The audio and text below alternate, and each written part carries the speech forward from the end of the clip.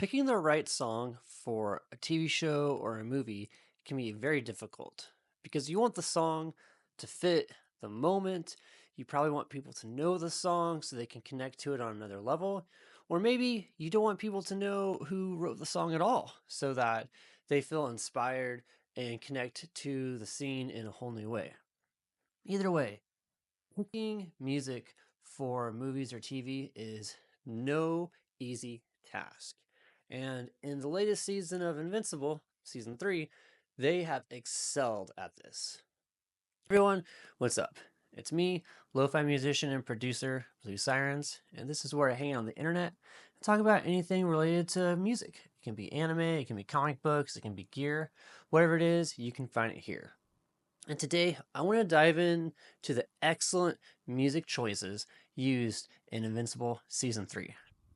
Season 3 just wrapped up, so all the music for it is out. There are official playlists from Amazon that I'll put in the description below so you can listen to all the music across all the seasons. But let's specifically focus on what music they picked in Season 3 that I think was just excellent choices. So let's show the scene of the first song that just really was great. And that's going to be the intro scene featuring Go by the Chemical Brothers.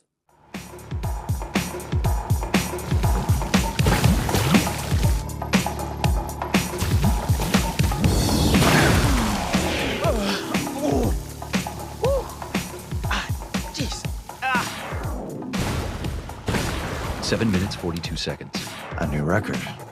Nice work. Hey, can somebody call Art? I'm gonna need like 20 new costumes if we're gonna keep doing this.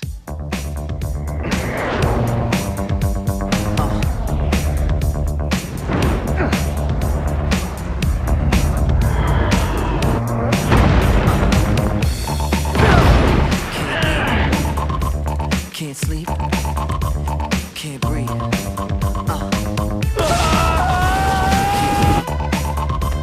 Can't.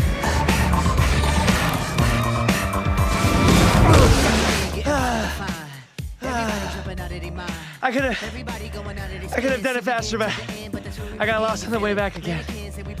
I was still plenty fast, Mark. Similar to the jack who stole to the depths in your wet, so you take explosive, get it out. Send your body to flight. Everybody got a target tonight. Everybody come along for the ride. All you studs and your duds and your ladies just fly. Grip the moment like you're gripping the earth. Feel a weight and you're feeling the girth. Now you get it, now you're feeling your worth. Fitness how you used to make when everything used to hurt. It goes. And No time to rest. good.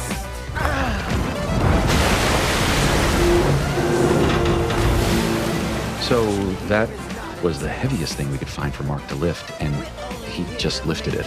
Come on, Donald. Since when do we let a little thing like that stop us from saving the world? When we're through with him, he'll finally live up to the name. So I think this song was a great choice. Obviously, this is kind of like a workout kind of montage of showing like development and growth. And the song Go just has a lot of elements of you have to push harder and harder to become stronger and better. Almost like they could have put a Daft Punk song there. But this song works out even better, even though there are elements of the song that do remind me quite a bit of Daft Punk. And I have to say, since I heard this song in the show, I've been listening to it almost every day, probably twice a day, either when I'm getting up in the morning to motivate me to go, or when I'm at the gym, just to keep going and to keep going strong. So this was definitely an excellent choice made by the team working on Invincible Season 3, because the song just totally captures what we need to see of Mark getting stronger and that workout kind of montage. But at the same time, it's not done like in a cheesy way. It feels very legitimate and very cool at the same time. The next scene, we see Cecil being taken to jail after he kills two villains who have tried to turn over a new leaf and work the GDA. They pretty much burned all his skin off, and obviously he holds a grudge and he kills them. And they're like, hey, can't do that. So they send him to jail. And I think this scene very much encapsulates what he was probably feeling at that time. Hey, is that my new roommate? Hey, fuck you! Yeah, fuck you! Oh, okay, fine.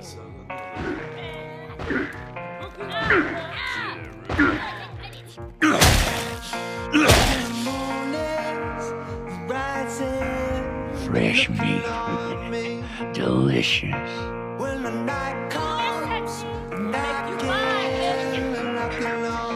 No law inside here, pig. I say, I ain't the one. I ain't the one that you're looking for now.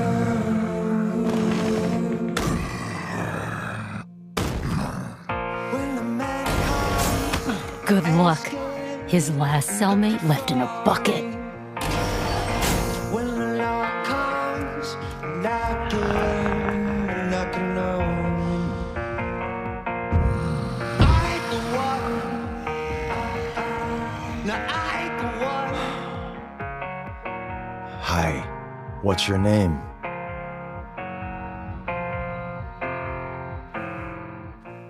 So the idea of like not being the one, like he's been working his entire life to try and be able to make the country a better place, to do the right thing. And this is like an earth shattering moment for him in this prison of he's not the one to be the hero.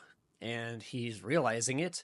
And this sets up the next scene so well where he's turned the prison around and he gets offered his almost dream job because of how well he's managed the prison. So I think the song does a really good job of not only connecting viewers with the mentality that Cecil probably had in that moment, but also setting up the scene of being able to say, you could be the one, but you're going to probably have to do some things you don't like.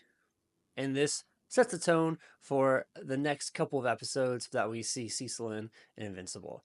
Excellent choice for the song. And the song is also just great because if you listen to it a couple times, it seems like it's going to be a slower song, but there's a kick drum almost from the very beginning, just very quiet in the background, keeping the tempo at a faster pace than you might think. Definitely a great choice, and definitely made me dive deeper into Spoon's catalog, which the song is I'm Not the One by Spoon. Next song, Your Man by Joji. I didn't think I was necessarily a fan of it at first, but honestly, the scene where we see this song is just perfect pairing.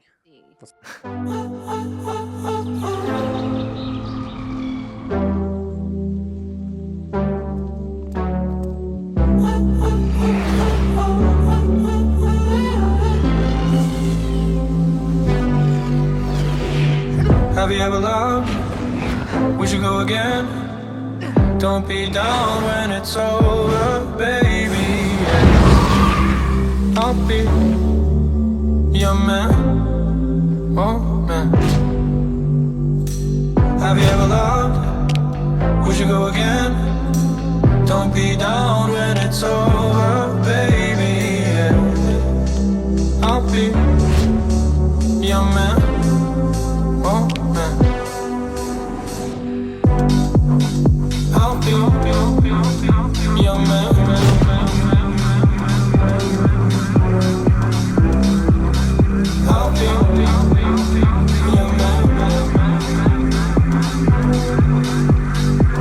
Have you ever loved? We should go again. Don't be down when it's over, baby. I'll be your man. Have you ever loved? We should go again. Don't be down when it's over, baby. I'll be your man.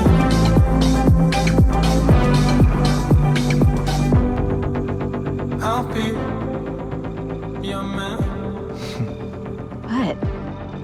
This is dumb and way too soon, but I love you. I don't know if it's dumb or not, but I love you too. I'll be your man. So in this scene, we get this montage of Invincible and Adam Eve pretty much realizing they've liked each other for a really long time and just haven't actually acted on it. Which, if you haven't read the comic books, but you've just been watching the show, that's probably been your number one frustration of this entire show of why aren't they getting together? They're perfect together. They both like each other.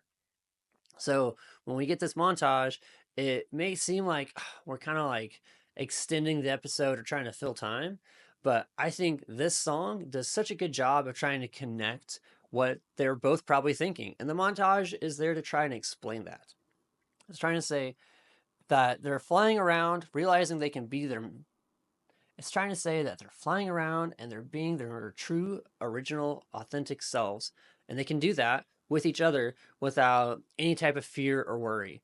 They can fly all the way around the world and not have to worry about one of them burning up or falling out of the sky or dying in any weird way, because they both have powers and they can truly just be themselves and they can be their selves for each other. So it's just a beautiful scene, and the song just such a good song of trying to illustrate how in love they actually are with each other. So I think they did an excellent job with this one too. This next scene is a very short scene, but the song they picked for it gave me chills. This song is Take It All by Helena the Land, and in this scene we see Powerplex jumping off a building.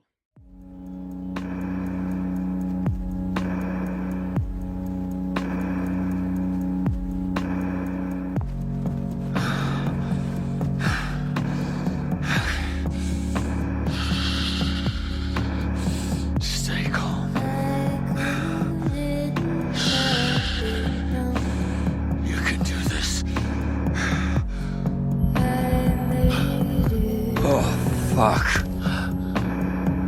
Do it for Jess and Gretchen.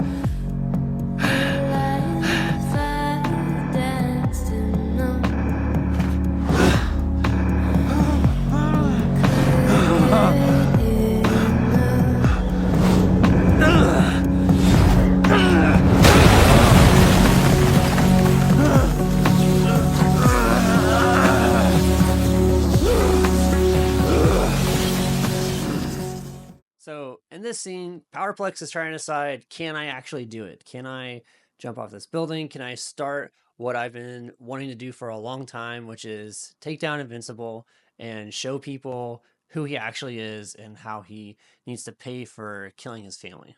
And that's a powerful tipping point for this character. So having a tense song that is contemplating what's going to happen next and there's no going back, I think this song did an excellent job. It's very kind of Portishead like. I kind of thought it might have been a Portishead song for a minute, but it's such a good song. It really builds the tension and kind of shifts the mindset away from the rest of the episode into Powerplex's mind. And I think that's one of the main purposes we want to have when we're trying to pair music with some sort of visual is, are we enhancing that visual and are we bringing people into that moment? And even though this scene is very short and only for a couple, like maybe a minute and a half, it is very powerful through the music that we can see that this man is about to be committed to something that he's not going to quit and he's not going to give up on. And we see that even in later episodes of Invincible, as soon as he sees him, it's all out war. It doesn't matter what's happened or even if Invincible's trying to help, he's here to tear him down. And I think the music here just really encapsulates what's going on in Powerplex's mind and what his attitude is going to be going forward. This next song is a really fun song for me because I didn't expect Robot to get a song. I'm glad he did get some sort of song paired with him. He just doesn't seem like someone that's super into music. And so when we get to have this scene with music, I don't know if he's listening to it or if he's playing it.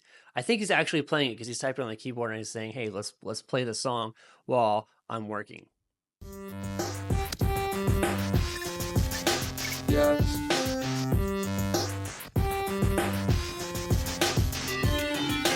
Looking for my place on assembly lines, fake prizes rising out of the bomb hole. Skeleton boys hyped up in purple, smoke brings smoke from across the disco.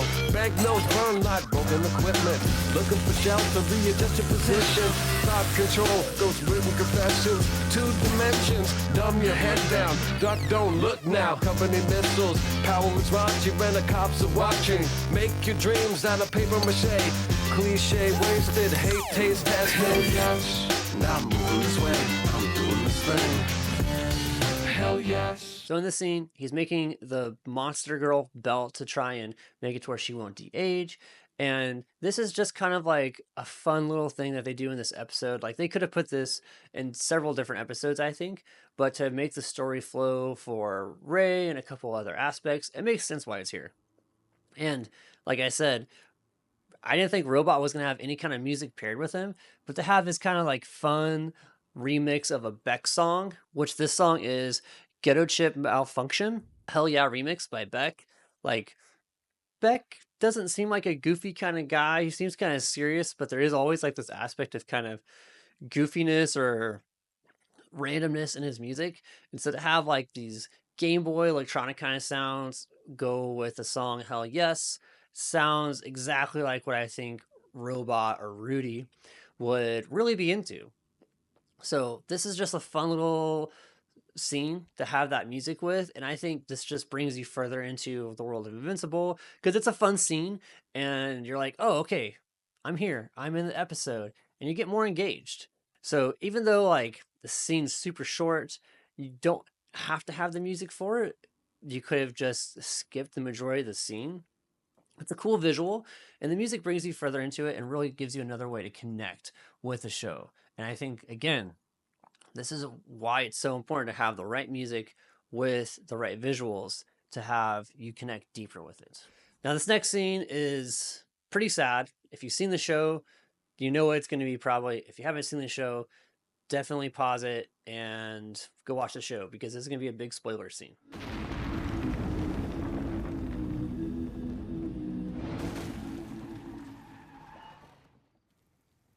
Oh, God.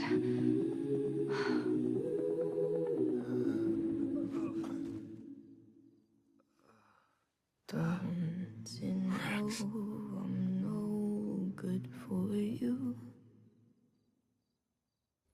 I've learned to lose, you can't afford to. Tore my shirt to stop you bleeding, but nothing ever stops you leaving. Quiet when I'm coming home and I'm on my own. I could lie, say I like Still with me, Donald?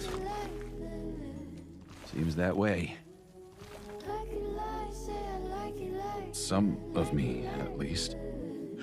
You're doing better than most, I'm afraid.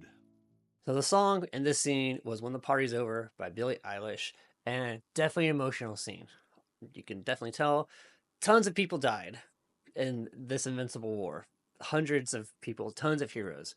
And it's definitely sad. There's not a lot of heroes left on Earth.